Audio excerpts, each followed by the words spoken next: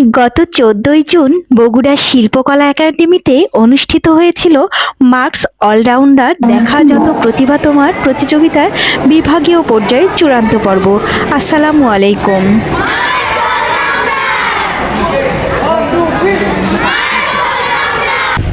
আমাদের জানিয়ে দেওয়া হয়েছিল অনুষ্ঠানটি ১২টায় শুরু হবে। এখান থেকে যেতে ৩ ঘন্টা লাগবে। তো একদম ভোর ৬টায় উঠে মেয়ের বাবা, আমি, মেয়ে সহ রওনা দিলাম। এই তো বাসে উঠে পড়লাম। তারপর চলন বিল দেখতে দেখতে এই তো যাচ্ছি। আলহামদুলিল্লাহ পৌঁছে গেলাম বগুড়াতে। প্রথমে আকবরিয়া হোটেলে উঠে আমরা সেই বগুড়ার বিখ্যাত দই খেলাম এবং সেখানে ফ্রেশ হলাম। তারপর সেখান থেকে শিল্পকলা একাডেমিতে চলে গেলাম। যেয়ে দেখি রেজিস্ট্রেশন শুরু হয়ে গেছে। আমরা রাইকা সহ একজন অভিভাবক রেজিস্ট্রেশন করে ফেললাম। অনেকক্ষণ ধরে অনেক ভিড় ছিল। বিভিন্ন জেলা থেকে প্রতিযোগীরা চলে এসেছে। এখানে 2টা বিভাগে প্রতিযোগিতা হচ্ছিল, রংপুর বিভাগ এবং রাজশাহী বিভাগের। তো সব ভিড় গরম উপেক্ষা করে অবশেষে একটু শান্তির দেখা পেলাম।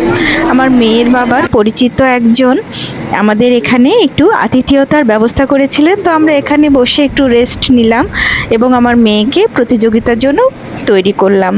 আলহামদুলিল্লাহ সেদিন প্রচুর গরম ছিল। তো দীর্ঘ 3 ঘন্টার জার্নি শেষে একটু এখানে ফ্রেশ হতে পেরে আলহামদুলিল্লাহ অনেক ভালো লাগছিল। রাইকাও একটু অসুস্থ হয়ে গিয়েছিল। তো এখানে সে বারবার তার বাবাকে শোনাচ্ছিল তার গল্প বলা। তারপর আমরা চলে আসলাম হল রুমে। এসে দেখি সব প্রস্তুতি হয়ে গেছে এবং রাইকাও চলে গেল তার প্রতিযোগিতার জন্য। অবশেষে এখানে রেজাল্ট হবে তার আগ মুহূর্তে যেসব প্রতিযোগীদের পারফরমেন্স ভালো হয়েছে তাদের ভিডিও করা হচ্ছিল। রাজশাহী বিভাগের বিভিন্ন জেলা থেকে আগত সেরা প্রতিযোগীদের অংশগ্রহণে জমে উঠেছিল এই প্রতিভার মহোৎসব। কঠিন প্রতিযোগিতার মধ্য দিয়ে গল্প বলা ইভেন্টে অসাধারণ দক্ষতা, আত্মবিশ্বাস এবং সাবলীল উপস্থাপনার মাধ্যমে রাইকা অর্জন করেছে রাজশাহী বিভাগের শ্রেষ্ঠত্ব। রাইকার এই অর্জন শুধু তার নিজের নয়, তার পরিবার, শিক্ষক শিক্ষিকার, বিদ্যালয় এবং সমগ্র রাজশাহী বিভাগের জন্য গর্বের বিষয়। দীর্ঘ প্রস্তুতি, অধ্যবসায় এবং নিরলস চেষ্টায় ফলস্বরূপ যে আজ বিভাগীয় পর্যায়ে সেরা হয়েছে, জাতীয় পর্যায়ে অংশগ্রহণের সুযোগ অর্জন করেছে। আমরা বিশ্বাস করি জাতীয় পর্যায়েও রাইকা তার মেধা, প্রতিভা ও আত্মবিশ্বাসের মাধ্যমে সাফল্যের নতুন দিগন্ত উন্মোচন করবে। তো এখানে রেজাল্ট শেষে আমাদেরকে একটা শীট পূরণ করার জন্য দিল, যেটা বিভাগীয় পর্যায়ে সকল তথ্য নেওয়া হলে এবং জাতীয় পর্যায়ের জন্য এটা কাজে লাগবে।